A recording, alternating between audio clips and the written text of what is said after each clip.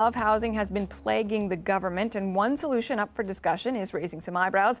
That is the idea of putting a cap on the number of international students. The federal housing minister says this is one of the options the government needs to consider. तो जैसे कि आपने अभी देख ही लिया होगा कि जो हमारे फॉर्मर इमिग्रेशन मिनिस्टर थे शॉन फ्रेजर, उनका जो बयान था, तो आज के टाइम में जो कनेडियन गवर्नमेंट है वो कंसीडर कर रही है कि हम इंटरनेशनल स्टूडेंट्स के ऊपर कैप ऑन लगाएंगे। कैप ऑन का मतलब क्या होता है कि एक रिस्ट्रिक्शन लगा देंगे कि इससे अबव हम स्टूडेंट्स को कनाडा नहीं लेके आएंगे, कि एक नंबर लगा देंगे, जैसे कि 10 में से 5% नंबर ही बच्चे जो आएंगे बाकी सबको रिफ्यूज़ल कर देंगे। और आप यहाँ पे देख रहे होंगे कि पिछले साल हमारे कनाडा के अंदर ऑलमोस्ट न्यू जो स्टडी परमिट दिए गए थे वो 5.5 लाख थे, और हमारे दिसंबर 2022 तक जितने भी स्टूडेंट थे वो 8 लाख के ऊपर थे। तो आप देख लो कि इतनी ज़्यादा प्रॉब्लम के कारण जो गवर्नमेंट है अब ये कैप ऑन लगाने की बातें कर रही है। हर जगह यही चल रहा है, क्योंकि आप यूट्यूब खोल रहे होगे या न्यूज़ देख रहे होगे, यही हो रहा है। और ये हो क्यों रहा है? सबसे मेरे अकॉर्डिंग 3 रीजंस हैं, पर कनाडा की गवर्नमेंट के अकॉर्डिंग एक रीज़न है जिसके कारण ये जो एक्शन लेने की वो बात कर रहे हैं, वो है हाउसिंग क्राइसिस, जो कि आज के टाइम सबसे बड़ा इशू बन रहा है कनाडा के अंदर। क्योंकि देखो कि कनाडा के अंदर हमें कहीं पे भी आप जा रहे हो कि घर ही नहीं मिल रहे हैं, लोग घर ही नहीं दे पा रहे क्योंकि घर है ही नहीं आपको रेंट देने के लिए। और सबसे बड़ा रीज़न ये भी है कि आज से 2 साल पहले जो उतना रेंट था वो आज डबल ट्रिपल हो चुका है। कि आज से 2 साल पहले हम 2021 या 20 की बात करें तो हमारा रेंट था शेयरिंग के अंदर, अगर मान लो 2 बंदे रहते हैं तो शेयरिंग में वो 300 से लेके 350 तक का रेंट देते थे। बट राइट नाउ अगर आप शेयरिंग में हो तो आप 500 से 550 रेंट दे रहे हो, और अगर आप प्राइवेट ले रहे हो तो कम से कम 750 जा रहा है। तो और जा भी तब रहा है अगर आपको मिलेगा घर, अगर आपको मिलेगा ही नहीं तो क्या जा रहा है? कुछ भी नहीं जा रहा, क्योंकि आप जहाँ पे भी जा रहे हो क्योंकि घर ही है ही नहीं।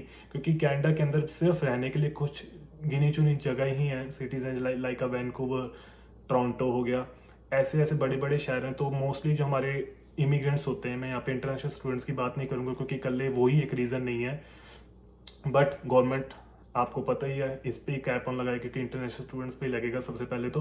पर इमिग्रेंट्स की हम बात करेंगे क्योंकि इमिग्रेंट्स हमेशा ही बड़े शहरों के अंदर ही आते हैं, क्योंकि यही हमारे एक शहर है जहाँ पे हम रह के काम कुम कर सकते हैं, बड़े काम है। तो दूसरा हमारा रीज़न है कि आज के टाइम पे अनएम्प्लॉयमेंट बहुत ज़्यादा बढ़ चुकी है, जॉब्स नहीं मिल रही हैं, ग्रॉसरी का जो प्राइस है वो भी बहुत ज़्यादा इंक्रीज़ हो चुका है, कसम से बहुत ज़्यादा हो चुका है। अगर आज से हम कुछ 1 साल पहले की बात करें तो जॉब लेनी बहुत इजी थी, but due to recession right now job बहुत ज़्यादा मुश्किल हो चुकी है। और यहाँ पे मैं आपको एम्प्लॉयमेंट रेट की आपको यहाँ पे स्क्रीनशॉट आ रहा है, दिख रहा होगा सब कुछ, तो बहुत ज़्यादा मुश्किल हो चुकी है। तीसरा जो कारण है क्राइम रेट, आपको आती होंगी खबरें कि क्राइम कितना बढ़ चुका है कनाडा में। मैं आपको डिमोटिवेट नहीं कर रहा हूँ, मैं आपको बस सच्चाई बता रहा हूँ कि as a time right now Canada के अंदर क्या चल रहा है।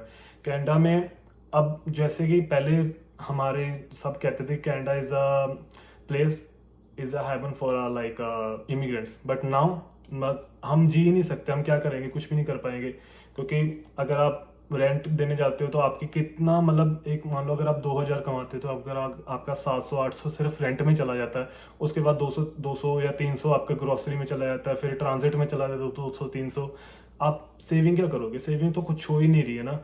क्योंकि रेंट हाउसेस की क्राइसिस क्यों भी आया? क्योंकि यहाँ पे जो इंटरेस्ट रेट थे ना, पहले एक इंटरेस्ट रेट एक मिनिमम होता था जो कि 1% से भी कुछ होता, मुझे नहीं पता इनके बारे में, बट राइट नाउ पिछले 1 साल से वो बार बार इंक्रीज करते रहे हैं। तो इसके कारण भी क्या कि यहाँ पे जो घर बन नहीं रहे हैं और लोगों के पास रहने के लिए घर नहीं है, तो वो सबसे बड़ा यही कारण है। और ये सारों का अगर हम सिनेरियो निकालें तो सबसे ज़्यादा प्रॉब्लम किसको आएगी? सबसे ज़्यादा प्रॉब्लम आप लोगों को और मुझे आएगी, सबसे ज़्यादा इंटरनेशनल स्टूडेंट्स को। क्योंकि सबसे ज़्यादा देखो कि इंटरनेशनल स्टूडेंट्स आते कहाँ से? इंडिया से, और इंडिया से भी मोस्टली स्पेसिफिकली आते हैं गुजरात और पंजाब से, मोस्टली जो सबसे ज़्यादा जो लोग आते हैं।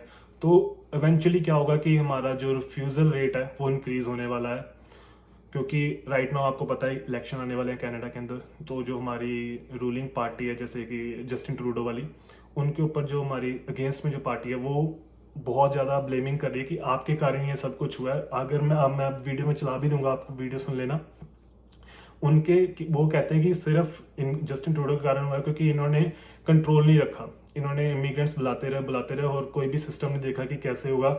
और एक जो हमारे को, जैसे मैं 40 घंटे काम कर सकता हूँ, मुझे पर्सनली लगता है कि बहुत बुरा इन्होंने एक रूल निकाला था, क्योंकि उससे क्या हुआ कि एक बंदा दो जनों की जॉब कर रहा है, तो वो क्या हो रहा है कि एक बंदा दो जनों की जॉब खा चुका है, तो जॉब मिल ही नहीं रही है। अगर आप टिम होटल्स पे जाते हो, सबवे जाते हो, किसी भी रेस्टोरेंट में जाते हो, वो कहते हैं हमें तो फुल टाइम चाहिए। फुल टाइम हम कैसे कर लेंगे एज अ स्टूडेंट, हम कैसे कर लेंगे? बट ये वाली जो सिनेरियो है सही हो सकता है, क्योंकि दिसंबर तक का ही है, तो जनवरी में सही हो जाएगा। बट राइट नाउ यही सिनेरियो है, देखते हैं क्या होता है, क्योंकि जो गवर्नमेंट्स हैं वो भी एक्शन जरूर लेंगी, क्योंकि ये इलेक्शन का टाइम है, तो वो भी एक्शन लेने हैं, क्योंकि हर कोई यही बात कर रहा है कि अगर हम इन पे अगर हम एक रिस्ट्रिक्शन लगा देंगे तो नहीं होगा। बट आपके सामने ये सब कुछ हो रहा है, तो मेरा कोई मन नहीं करता मैं ऐसी वीडियो बनाऊं, क्योंकि इतना डिमोटिव करूं कि यार ये ऐसा है कनाडा, ऐसा है। बाकी यही अभी हालात चल रहे हैं कनाडा के। अगर मुझे मुझे समझ नहीं आ रहा मैं क्या बोलूं, बट जो भी हो सके, अगर आप कनाडा आने का सोच रहे हो तो प्लीज़ अपनी कोई स्किल सीख के आओ, जो कि स्किल अपनी कारपेंट्री हो या किसी भी चीज़ की, कारपेंट्री हो सकता है, या कुछ आपको एक अलग स्किल आती हो किसी नॉर्मल बंदे से, जो कि आपको, मेरे को लगता है हर यूट्यूबर आपको बोलता है कि अलग स्किल सीख के आओ। और प्लीज़ एक अलग स्किल सीख के जरूर आना अगर आपको कनाडा आना है। और राइट नाउ सर्वाइव करना कनाडा में बहुत ज़्यादा मुश्किल है।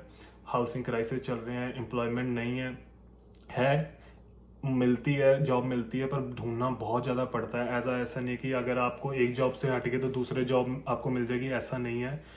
तो थोड़ी सी मुश्किलें चल रही हैं, बट आपको कोशिश करनी है। और मुझे पता है कि आपको मेरी बातें सुन के ऐसा लग रहा है यार क्या बोली यार, बट हो रहा है। तो आई होप अगर आप भी इस सिचुएशन से निकल जाओगे, ये भी टाइम निकल जाएगा। बाकी मिलते हैं दूसरी वीडियो में किसी और दिन। Thank you. News today. The average mortgage payment in Canada has now risen to $3,500. I had been saying that housing costs had doubled under Justin Trudeau. It's now far worse than that. The average mortgage payment has gone from $1,400 the day that Trudeau promised he would make housing affordable to $3,500. That's 2.5 times higher. This is the fastest increase in mortgage payment costs in the history of Canada, and by far.